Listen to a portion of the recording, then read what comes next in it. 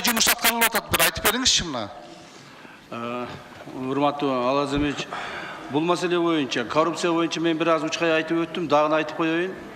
Ушул убакка чейинки мамлекет кызматта иштеп туруп, мамлекеттик бюджетке же болбосо мамлекеттик мүлктөргө талаптануучулук кылган мамлекеттик кызматкерлердин баарын бирден текшерип чыгабыз.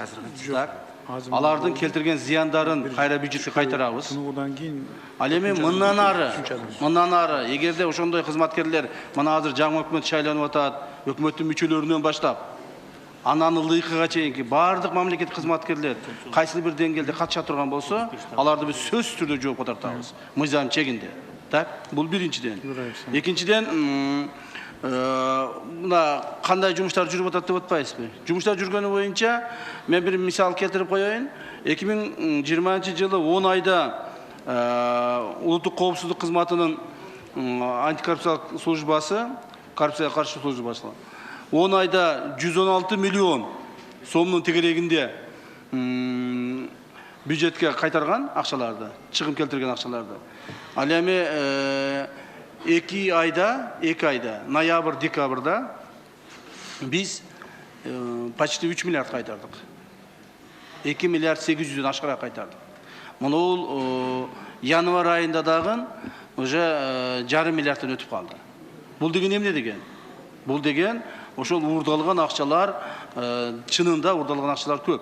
Анан биз адамдарды мына ушундай кылып атабыз, уурдаган чиновниктердин баардыгын алып барып эле түрмөгө отургузуп, анан аркага түрмөгө айдап берели деген оюбуз жок.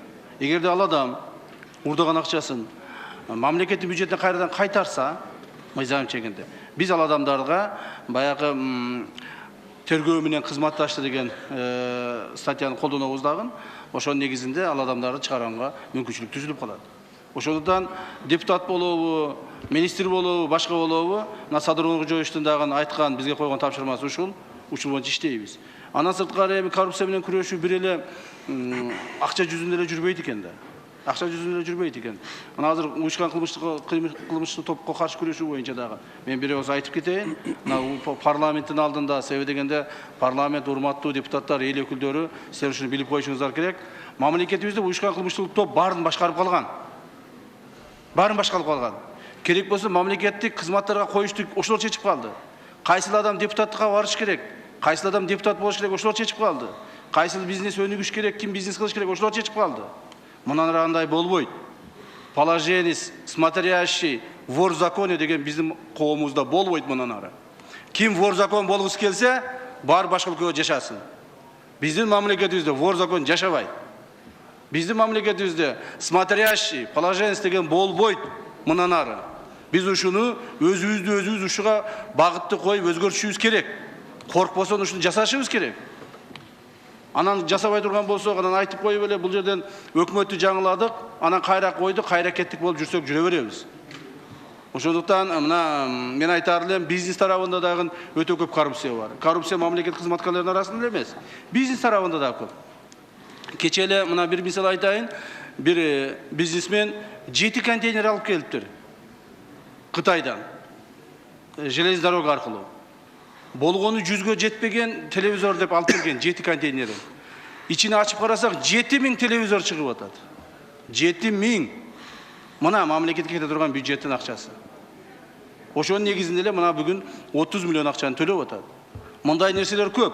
Көптөгөн бизнесмендерибиз төлөбөйт. Мына Подиум деген магазин. Ичинде 140 миллиондук товар бар экен. Айына 4000 сом гана налог төлөйт экен. Ошол жок дегенде 1 миллион төлөп туруш керек эле айына. Туурабы? Ушундай бизнесмендер көп. Ошонун негизинде бюджетти биз көтөрүшүбүз керек. Кудай кааласа, Кудай буйрса, биздин коррупцияга каршы, криминалга каршы жүргүзгөн күрөшүбүз өзүнүн жемишин берет. Жакынкы маалдарда берет. Так?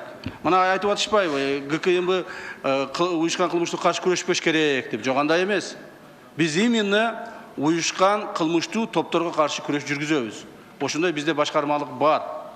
Наркотик боюнча дагы бүт өтө көп адамдар, ичинде погондуу адамдар дагы бар.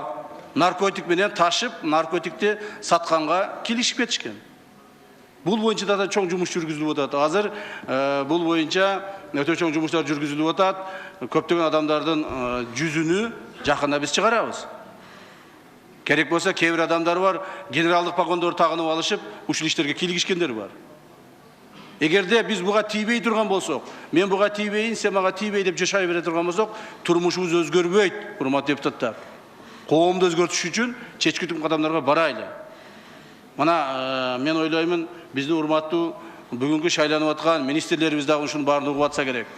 Кимде ким коррупцияга аралашабы, министр болобу, зам министр болобу, башка болобу, баарын привлекать эткенге биздин толук укугубуз бар жана мыйзам буга жол берет.